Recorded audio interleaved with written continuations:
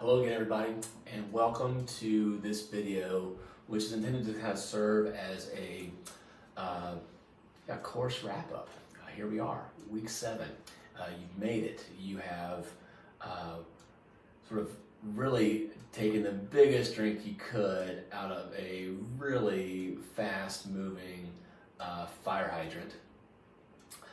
And so I think it's important for us to spend a little bit of time just reflecting upon what you've encountered this term and how you'll be able to sort of operationalize it, apply it to your pre-professional and then professional life moving forward. I think an important, or perhaps a very helpful way of thinking about how you might apply the content of this course is to wonder about your theory of change, how people go about making the necessary adjustments to their developmental, environmental, and just general circumstances. And how might the content of this course, which you've encountered this term, how might your theory of change be modified as you move forward? So I just find that my own theory of change has been a very helpful guidepost for me, and it has been kind of fun to see how it has changed through the years, both through professional clinical practice and academic engagement with the profession. So I'll share with you that my theory of change is sort of deeply rooted in psychoanalytic and sort of structural, strategic, experiential approaches to family therapy. And I would describe it as like this. So people change in response to new here and now experiences that support their intra and interpersonal security and growth. In other words, people change in response to a new way of doing things with themselves and with each other that makes them feel better with themselves and with others.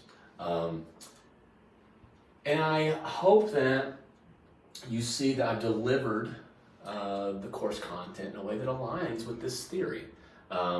We've spent a lot of time discussing the biological and evolutionary imperative for attachment between human beings, especially across generations.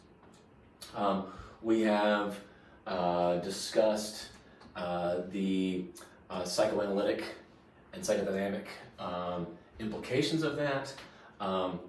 And we have discussed a wide range of approaches for assisting families to improve their attachment security through an understanding of cybernetic sort of concepts, developmentally appropriate structural concepts, strategies for supporting development within relationships, strategies for supporting coherent narrative construction, empowering families to find their own solutions to the problems as they see them.